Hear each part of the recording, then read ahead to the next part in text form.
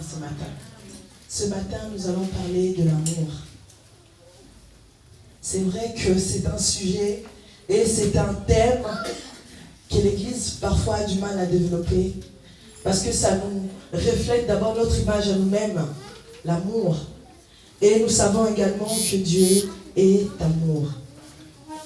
Dieu est amour, c'est lui l'amour. Et en lui, nous avons vu l'exemple de l'amour par notre Seigneur Jésus-Christ. Amen. Amen. L'amour parfait, la démonstration de l'amour, ça a été la venue de Christ sur la terre. Que Dieu a envoyé pour nous Jésus-Christ pour mourir sur la croix, pour toi, pour moi, c'était la démonstration de l'amour. Nous n'allons pas tarder, nous allons ouvrir nos Bibles dans le livre de 1 Corinthiens. Beaucoup d'entre nous connaissent ce verset. 1 Corinthiens chapitre 13. On va commencer à partir du verset 1. On l'a lu et relu ce verset. Il y a certains qui ont médité dessus. Si quelqu'un a trouvé, peut lire la parole.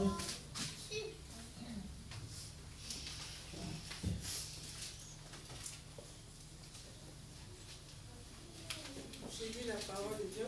Amen. Quand je parlerai les langues des hommes et des anges, si je n'ai pas l'amour, je suis un airain qui résonne ou qui cymbale qui retentit. Et quand j'aurai les dons de prophétie, la science de tous les mystères et toute la connaissance, quand j'aurai même toute la foi jusqu'à transporter des montagnes, si je n'ai pas l'amour, je suis rien.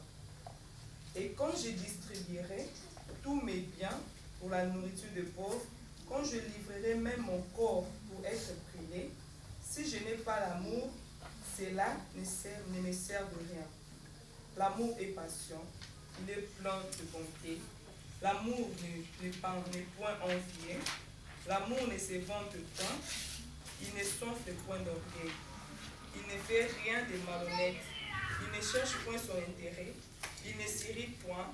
Il ne soupçonne point le mal.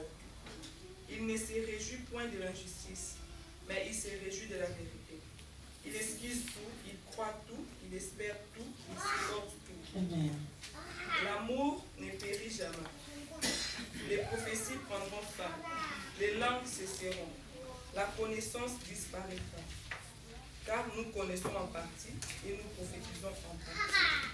Mais quand ce qui est parfait sera venu, ce qui est partiel disparaîtra. Lorsque j'étais enfant, je parlais comme un enfant, je pensais comme un enfant, j'ai raisonné comme un enfant. Lorsque je suis devenu homme, je fais disparaître ce qui est de l'enfant. Aujourd'hui, nous voyons au moyen d'un miroir, d'une manière obscure. Mais alors, nous verrons face à face. Aujourd'hui, je connais en partie, mais alors, je connaîtrai